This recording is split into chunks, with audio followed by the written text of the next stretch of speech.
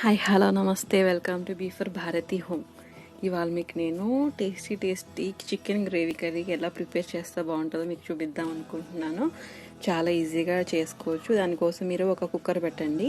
కుక్కర్లో అయితే ఈజీగా అయిపోద్ది కాబట్టి కుక్కర్ పెట్టి ఒక 2 స్పూన్స్ ఆయిల్ వేయండి. ఆయిల్ వేసి అందులో మనం ఒక 4 యాలకులు, 4 లవంగాలు, ఒక 2 దాల్చిన చెక్క, మసాలా దినుసులు అన్నమాట. మసాలా దినుసులు వేస్తే చికెన్ కర్రీ అనేది చాలా బాగుంటుంది. మీరు కూడా ట్రై చేయండి. దీంట్లో ఇవి వేసేసి ఫ్రై చేయండి. ఫ్రై చేశాక ఇందులో 1 కప్ ఆనియన్ అంటే 2 ఉల్లిపాయలు, 3 పచ్చిమిరపకాయలు సన్నగా తరిగిన వేసి ఇవి కూడా వేసి బాగా ఫ్రై చేయాలన్నమాట.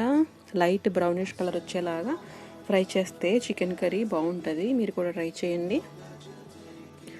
ఫ్రై చేసి అందులో సాల్ట్ వేసి ఫ్రై చేస్తే మనకి అవి త్వరగా ఫ్రై అవుతాయి కాబట్టి ఫ్రై చేయాలి. ఈ లోపల మనం ఏం చేయాలంటే ఒక బాండీ పెట్టి దాంట్లో బాదం కానీ, జీడిపప్పు కానీ, శనగపిండి కానీ మీ దగ్గర ఏది అవైలబుల్ ఉంటే అది వేసి ఫ్రై చేయండి. అందులో 4 ఎండుమిర్చి వేయండి. బాదం అయినా వేసుకోవచ్చు, జీడిపప్పు అయినా వేసుకోవచ్చు, శనగపిండి అయినా వేసుకోవచ్చు. నా దగ్గర జీడిపప్పు అవైలబుల్ ఉంది కాబట్టి నేను అది వేసాను. వేసి ఫ్రై చేసి అది మిక్సీలో వేసి బ్లెండ్ చేయండి. ఇది మనకి గ్రేవీ స్ట్రక్చర్ అనేది బాగా రావడానికి యూజ్ అవుద్ది అన్నమాట.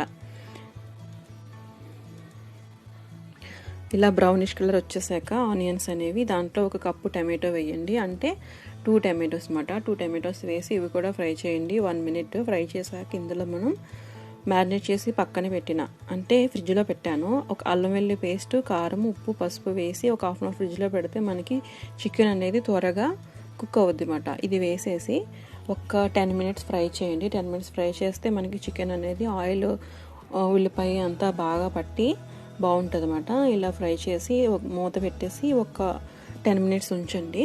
ఉంచితే మనకి చికెన్ అనేది మంచిగా సాఫ్ట్గా అవుతుంది. ఫ్రిడ్జ్లో పెడితే చికెన్ త్వరగా సాఫ్ట్గా అవుతుంది. లోపల మనం మసాలా ప్రిపేర్ చేసుకుందాం. దానికోసం ఒక బౌల్ తీసుకుని అందులో 3 స్పూన్స్ ధనియా పౌడర్ వేయండి. 3 స్పూన్స్ ధనియా పౌడర్ వేయండి. ధనియా పౌడర్ అసలు ఏమీ హాని చేయదు. దాంట్లో ఒక 1 స్పూన్ వచ్చేసి జీరా పౌడర్ వేయండి. గ్రేవీ బాగుంటుంది అన్నమాట. ధనియా పౌడర్ 1 స్పూన్ వచ్చేసి జీరా పౌడర్, 1 స్పూన్ కారం,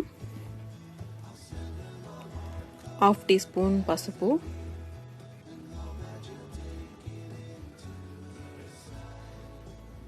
హాఫ్ టీ స్పూన్ పసుపు, మనం ఇందాక గ్రైండ్ చేసి పక్కన పెట్టిన జీడిపప్పు, ఎండుమిర్చి పౌడర్ అన్నమాట.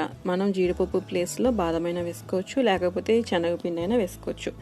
వేసి ఈ పౌడర్ ఉంది కదా, ఈ పౌడర్ ఇందులో వేసేసి కొంచెం ఒక 5 మినిట్స్ తిప్పి మూత పెట్టేస్తే మనకి ఆ పౌడర్ అనేది ఆయిల్లో చికెన్కి బాగా పడుతుంది అన్నమాట. ఇది కూడా వేసేసి మంచిగా ఫ్రై చేయండి. ఇలా ఫ్రై చేశాక మనం ఇందులో 1.5 కప్పు వాటర్ వేసుకోండి. 1.5 కప్పు వాటర్ వేస్తే సరిపోతుంది.